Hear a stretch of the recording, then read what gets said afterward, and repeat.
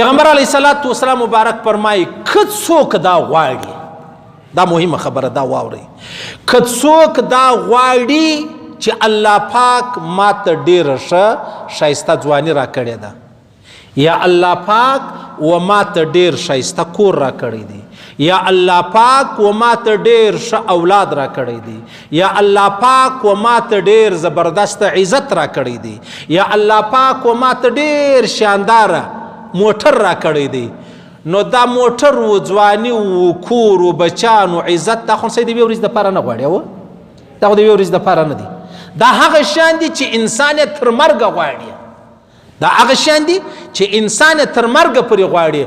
دا عرضي عزت ور وښیم، عرضي عزت دا دی چې دا کم کسان په دفترانو کې ناست دي، کم کسان په دفترانو کې ناست دي، لوی لوی افیسران دي، پر لولو لولو پوسټو دي، وروره 5 موټران د مخه دي، 5 د شا دي، دی چې دا مازې موټر ودرېږي دروازه بل ور خلاصه کړي او دا مازې ځای نه نوځي وروره نارې، دا سخت انسان ته خوند ورکوي، عجبه خوند کوي. کله کله موږ جلسو ملسولو ولاړ شو 2 کیلو، یا کله یو پروګرام اسلام آباد کوم ځای کې بیا 2 کیلو پر تا ښایسته سره ګلان وپاشي، سخته خوند کوي، عجبه زوروره کیسه ده. صحیح شو؟ اوس دغه چې کوم افیسران دي پر لوړو پوسټو دي، پر لوړو منصبو دي، پر لوړو چوکیانو باندې ناست دي، دا ټول عرضي دي. عرضي څه معنا؟ عرضي دا معنا چې دی به سبا ریټایر سي، سبا به د ټیم پر راشي، بیا دا هر څو لوی افیسر یا په ګیس کې یا په نادرا کې یا په پاسپورټ کې یا په سیکریټریټ کې یا راځه زما او ستا په غټو دفترانو کې بیا قرار پر دا روډ باندې ګرځي، بیا هغه سلام، هغه کلام، هغه عزت، هغه پښتني، هغه احترام، یو شی نشته، هېڅوک بیا په سر نور ته وایي. ولې؟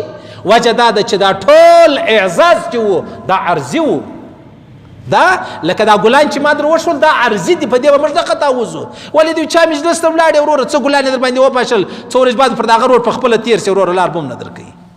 صحیح سلو؟ اوس پیغمبر علیه السلام فرمایي که من انعم الله علیه بنعمت، الله پاک چاته نعمت ورکړی دی، نو فاراد بقاءها، و دی غواړي چې الله پاک دا نعمت له ما وانخلي، فلیکثر چش دی وکي دی دا توري ډیر وای لا حول ولا قوه الا بالله، لا حول ولا قوه الا بالله، دا توري ډیر وای الله پاک ستا عزت نه اخلي، ستا دولت نه اخلي، ستا اولاد نه اخلي، ستا شهرت نه اخلي، ستا کور نه اخلي، ستا کاروبار نه اخلي، ستا جایداد نه اخلي، ستا یاران له تن نه اخلي. دغه توري خلي ډیر وای.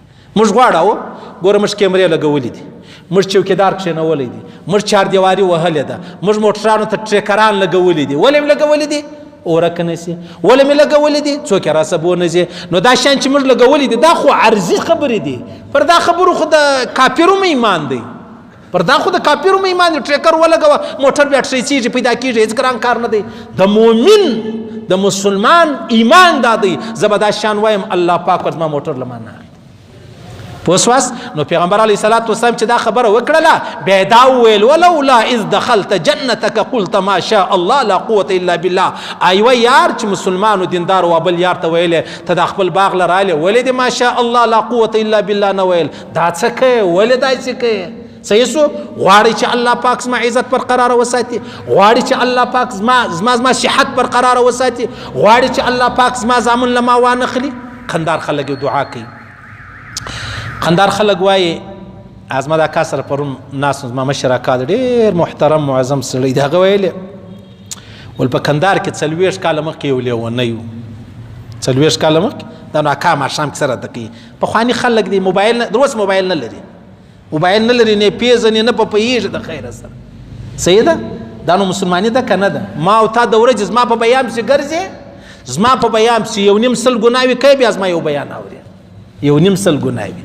موبایل نه لري، هیڅ ټلیفون نه لري، اخبار نسته، دا د الله پاک جهنم لري. بیا وای په قندار کې یو لیونی و 40 کاله مخکې نو په بازار کې به را روانو نو به ده ویلې ول ورخ یې وړی دی، له سر یې وړی دی، له ملا او له سید یې وړی دی. ورخ یې وړی دی، له سر یې وړی دی، له ملا او له سید یې وړی دی. ورخ نو د هغه ته وایي دا خلک هغه اوبه اوبه لګوي، هغه پولې جوړې کړي، هغه بیا هغه اوبه راواوړي، هغه پولې مولې سره ویسي. ول ورخ یې وړی دی، لسر یې وړی دی، په هغه سر کې وړی دی، لملا او لسید یې وړی دی. نن ټول مشکلات د ملا او د سید په باره کې دي. ملا پر ملایي پاته نه سو، سید پر سعادت پاته نه سو. اول هلته موږ ځای شین خواته جلسه وه، نو هلته سیدان ډېر، بیا زه پر سیدان څه وګایدم. هغه سیدانو ډېره خوا راسه بده کړه. مال و خوا به نه سره بده و، خوا به د ده نسته. تش په دې توري چې زه سید یم نو زه ډېر ښه سړی یم، په دا توري هېڅوک نه خلاصېږي. ان الله لا ينظر الى صوركم واموالكم ولكن ينظر الى قلوبكم واعمالكم. الله ستاسو صورتو رنګو کیسو ته نه ګوري، نو دا ته ګوري چې دا عجمي دی که عربي دی، دا خبرې نسته سیده، دا خبرې به نه وي.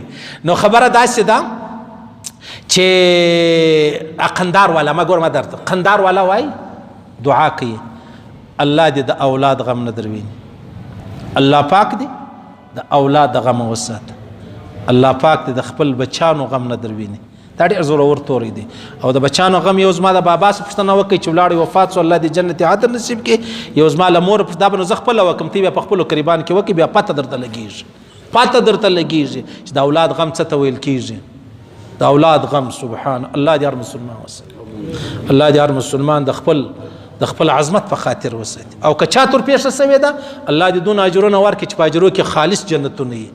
الله پاک دې بیا صبر عظیم چې دی هغه ور نصیب کړي.